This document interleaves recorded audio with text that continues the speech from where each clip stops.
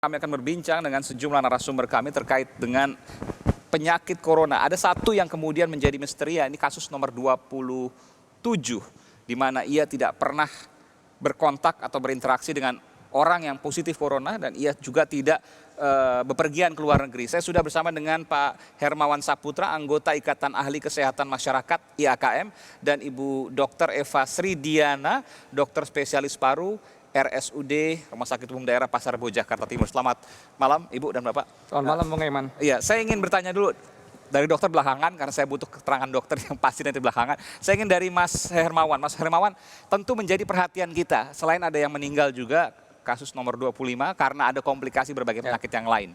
Di antara diabetes dan lain sebagainya disebutkan tadi oleh Kementerian Kesehatan. Tapi saya ingin fokus dulu ke kasus yang nomor 27. Semuanya dari 34 kasus ini disebutkan bahwa pernah kontak dengan positif, yang baru belum ya, yang terakhir ya. Yang kedua, pernah bepergian ke luar negeri. Sementara ini hanya satu kasus nomor 27 yang disebutkan tidak pernah melakukan keduanya. Tidak ada interaksi positif corona, tidak ada interaksi dengan orang yang positif corona, tidak juga bepergian ke luar negeri. Kenapa bisa terjangkit virus corona? Oke, berarti ini sesuatu yang memang sudah ada di kita. Kejadian ini jauh sebelum kita melakukan konfirmasi. Artinya beberapa kali saya menyampaikan di depan bahwa ini kasus yang laten. Kenapa dikatakan laten? Dia silent movement, silent process. Kita tidak mau menyebut silent killer nantinya. Oke. Artinya apa? Ini kan kasus sebagian besar sudah asimptomatis, tanpa gejala. Sehingga hal-hal seperti ini memang patut menjadi kewaspadaan kita bersama.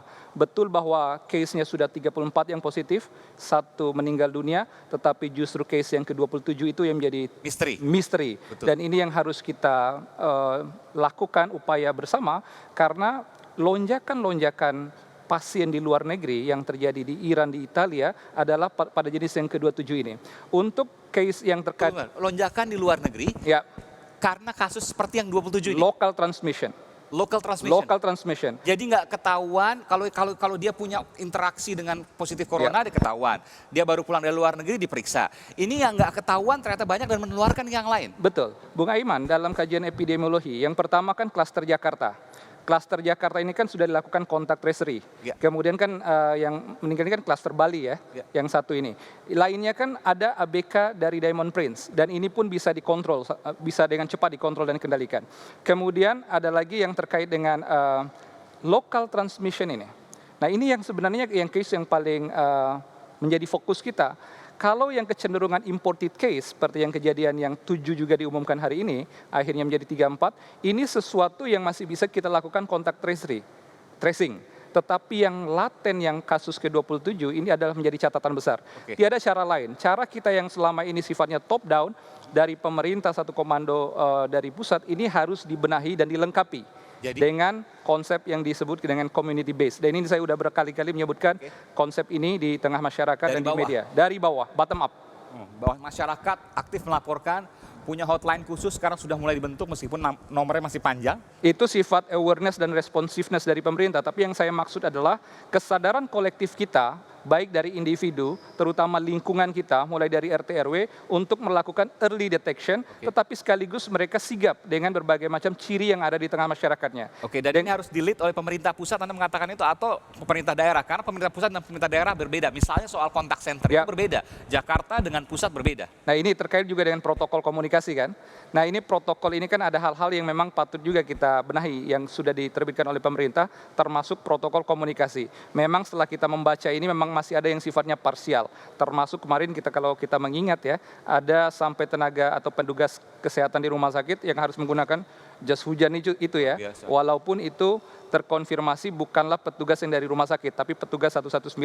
Nah, Bung Aiman, ini menunjukkan ada sesuatu yang berkaitan dengan komunikasi atau konsolidasi internal kita, berarti harus ada yang kita perkuatkan lagi. Tetapi yang balik lagi terkait dengan yang case 27, yang local transmission, ini betul-betul harus kita adakan semacam community based first aid, di mana seluruh stakeholder yang ada di tengah masyarakat itu bahu-membahu melakukan early warning system semacam itu dan berkoordinasi dengan petugas kesehatan yang ada di lingkungan. Nanti dan saya itu akan jejaring bicara dari soal puskesmas. caranya seperti apa, soal community base yang Anda sebutkan tadi. Siap. Tapi saya ingin sedikit masih berfokus ke kasus nomor 27. Jadi Anda menduga, karena ini ada satu dugaan ya, tidak ada yang bisa dipastikan terkait ini, bahwa yang bersangkutan kasus nomor 27 ini sudah terinfeksi sebelum pemerintah mengumumkan kasus pertama positif corona. Betul, karena dulu sebelum terkonfirmasi 2 orang, bahkan tanggal 28-29 itu, saya di media sudah menyampaikan 3 konsep terkait dengan penularan ini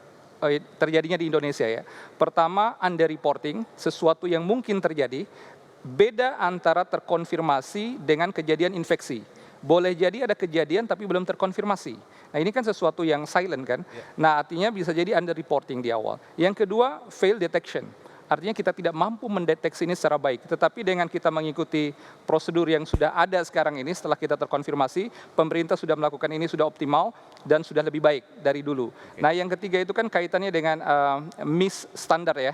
Artinya kita gunakan dengan yang internasional standar. Tetapi ini pun kita sudah tidak lagi karena kita sudah mengacu pada standar WHO saat ini. Saya nanti akan tanya ke Dr. Eva, benarkah kemudian dugaan yang disampaikan oleh Mas Hermawan bahwa ini kasus 27 positif corona adalah kasus yang sesungguhnya bisa diduga ia setelah positif sebelum pemerintah mengumumkan kasus pertama. Kalau demikian benar, maka luar biasa yang saya bayangkan, liar sekali pergerakannya karena tidak ketahui siapa yang pernah berinteraksi dengannya. Nanti saya akan ke Dr. Eva, dokter spesialis paru RSUD Jakarta Timur.